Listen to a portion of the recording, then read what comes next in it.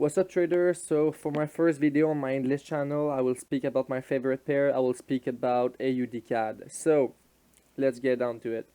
AUD CAD, you can see on the monthly time frame that the trend is clearly bearish. So we're making lower low, lower high, and lower low, and we now making a new lower high.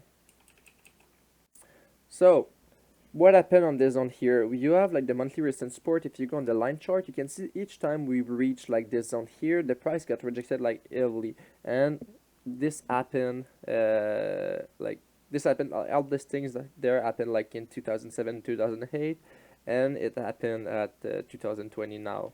Now let's speak about like the last candle we made on the monthly time frame. We made a candle with a big wick in the downside, so you have like a lot of exhaustion of the sellers there. So you can expect the price to retrace.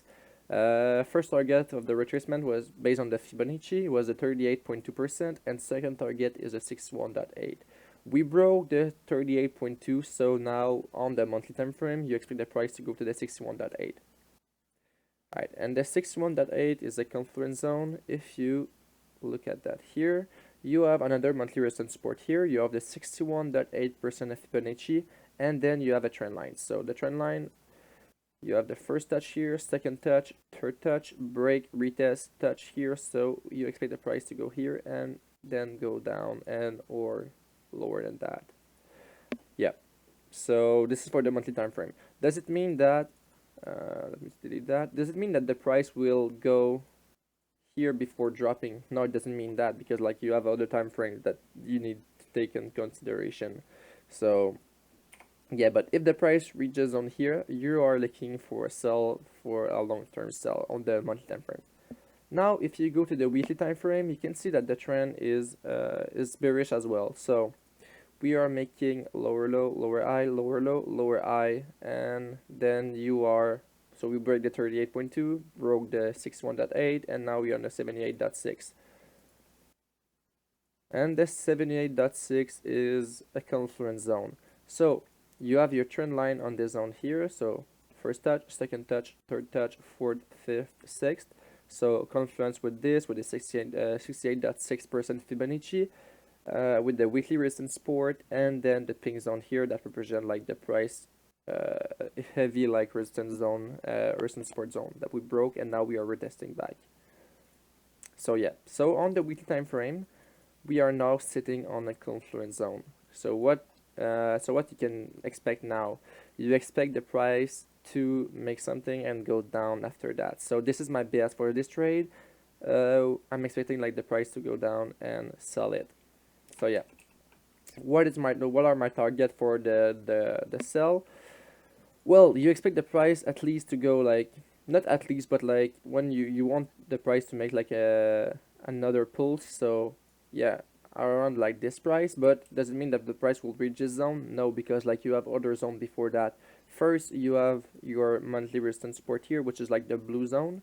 After that you have like this low here, which is like the weekly resistance support, and like the low here.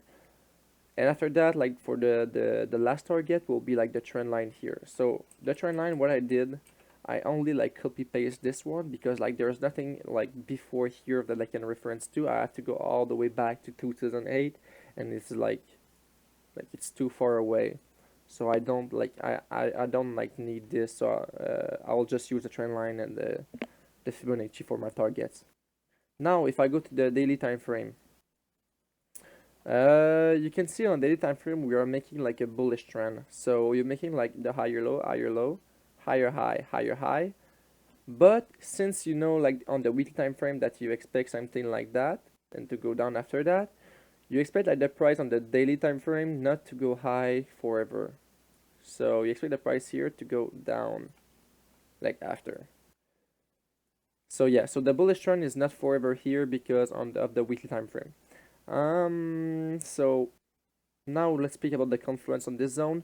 You have the EMA here that we broke, but the candle is not closed yet, and we're making a lot of if you see here, we are making a lot of wicks to the upside here. So wicks, wicks, wick, wick.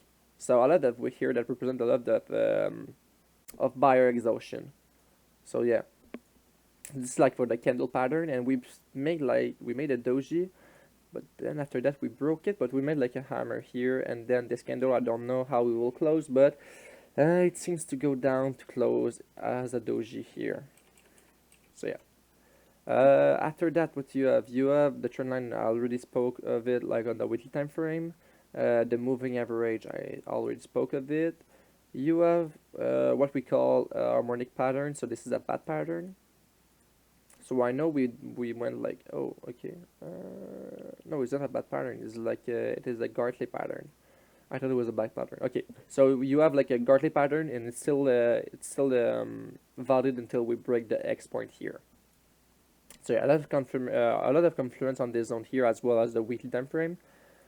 Now, if you go to the 4 hour, you can see that the price is still is bullish. So we make higher low, higher low, higher low, higher high, higher high, higher high, and then you have a lot of accumulation on this zone here.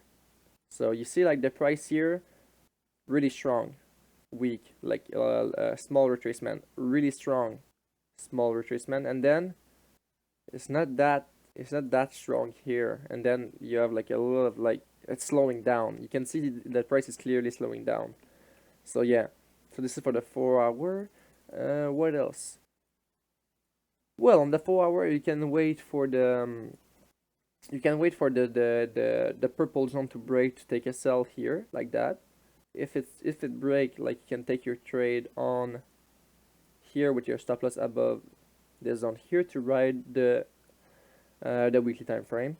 So yeah, but what you can do as well, you can go on the 1 hour time frame, and you can see that you see like more details on this time frame, and then you see we are not making like we're not making like high that is like way higher than the last one. So high here is like is way higher, and then this one didn't went like this far up and then went down.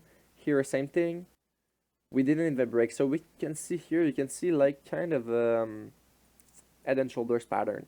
So if we break this zone, I will just remove all the pencil mark because like there's so much and I want it to be clear. So yeah, so if we break this zone here on the 1 hour time frame, if we do something like that, you can take your sell here with your stop loss above here, and then you have your first target here, the second target is the trend line, and then so on and so on. So yeah, so you have this on the 1 hour. I don't know, I didn't check the 30 minutes time frame yet. Yeah, so it's only like the same thing as a 1 hour, but like with more candles. There's no more detail, there's no more structure than the 30 minutes, but maybe this one here. And we never broke this zone here. So we went above and then straight back. So we never broke the bearish trend here. So if you break on the 1 hour here on the next the next hours, you can take your sell here, stop loss above, and then ride it. First target, I just say second target.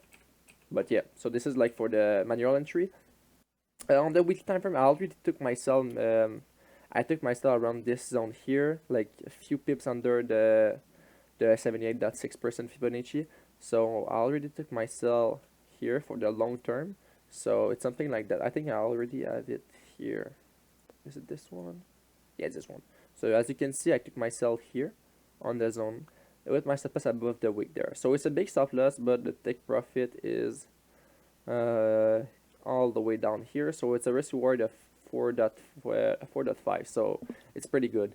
Doesn't mean I will not take another entry in the 1 hour. No, I will scale for sure. So I'll take another entry when I will break this zone there. So yeah. And then another when we break this zone here. But remember, if this zone on the 1 hour break here, does it mean that we will break the 4 hour? No. So we can do something like that. And you see here, we break, we go down here, and then we reject the zone and maybe make a head and shoulders on a 4 hour time frame, like that. It's a possibility that we make a head and shoulders on 4 hours. So just be alert that as long as the 4 hour time frame remains bullish, you always expect higher high. But on the long term, as I spoke on the weekly time frame, you expect the price to go all the way down. So look for a sell on this zone and just like calculate your risk, and then like just be careful, don't over leverage, respect your plan, trade your plan, plan your trade, and then yeah. So it's pretty much all for AUD CAD. I will make another video for AUD USD soon, and I'll do analysis like that for my pairs, like my pairs AUD CAD, AUD USD, and USD CAD. But if you want me to make orders analysis like other pairs or stuff like that, even if I don't trade them, I can analyze them. So just ask me in the comment section, and I'll do them for you. Like I'll send the video on private on through Facebook or something like that. So yeah, so make sure to comment, to like the video, to comment the video, comment what you think, comment like if you agree with me, if you disagree, explain why.